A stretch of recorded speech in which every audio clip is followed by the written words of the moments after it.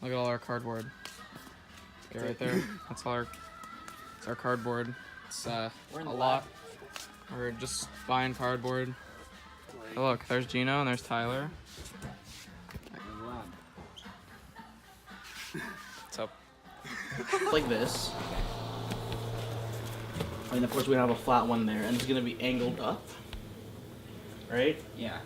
And then for the next layer, it's gonna be flat like this, because of these Right, wings the here. walls. Yeah. So these will be natural holds up for the walls. Okay. And the whole idea for the front of the boat is kind of like the Mythbusters one we saw, where Right. they had it slightly angled like this. Hmm. That way it's easier to go through the water. Makes sense. Okay. And we're gonna try and do this in about 4 layers. That way we can keep the structural integrity to the maximum. You look Okay. at that technique. Here we go, cutting up our cardboard. Look at him go. Come on, there we go.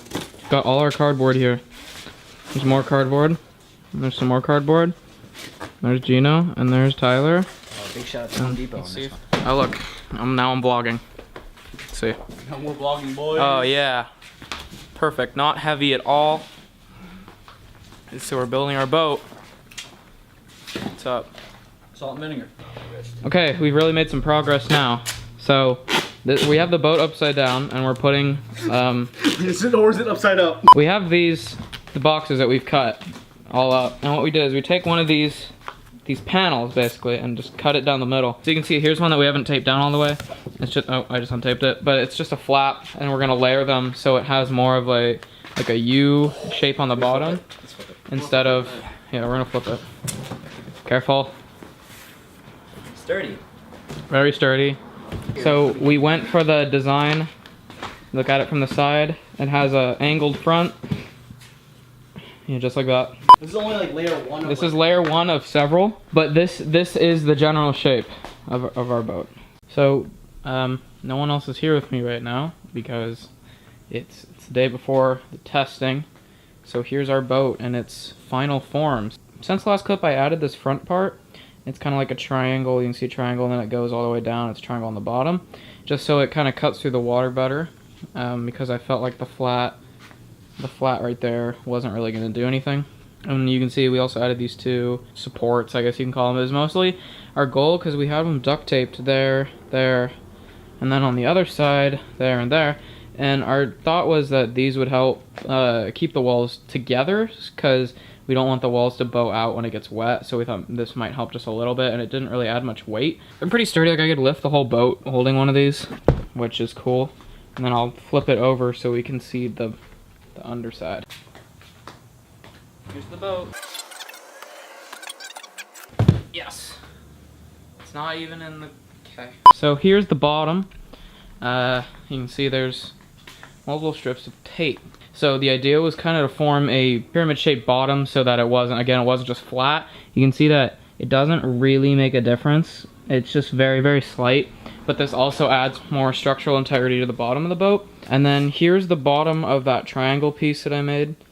You can see it's a little messed up from being holding all the weight of the boat, but that shouldn't really matter. On the back, we just put another piece, just a square piece to cover the back, just to kind of reinforce the back wall so that they're not one piece of cardboard thin. Oh, there's a mosquito on the boat. Watch this. Did I get it? I got it. Ah, yeah.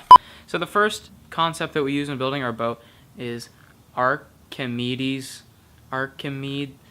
It's right there. It means that the force that is pressed down with the boat, right, it'll be pushed back up by water, by a buoyant force. And that's what that's what's the boat. Buoyancy is definitely something that we considered when building our boat because that's what makes it float. So basically, if your boat's not less dense than the water, it'll sink. And that's not good if you want your boat to float. Because why would you build a boat you don't want to float? Like what? Why would you do? The third principle that we used when building our boat is surface area. Basically, a bigger surface area gives the boat a better chance to kind of displace enough water to keep itself upright and keep it from tipping. So we made our boat a pretty big surface area. It's like like large, like it's a big boat, is because another reason the surface area is important is because if you have a bigger surface area, we could distribute the weight of our passenger a little bit better. So if you just have like a little tiny square of surface area, and the person like sits or stands on it or whatever, that's the only part of the boat that's there, and it just kind of. But when you have the bigger surface area, then it's like this, and the person's just like right here. Then you're good, all right? That makes sense. So yeah, that's basically the 3 concepts that we use in building our boat. So we got the Archimedes principle, buoyancy, and surface area.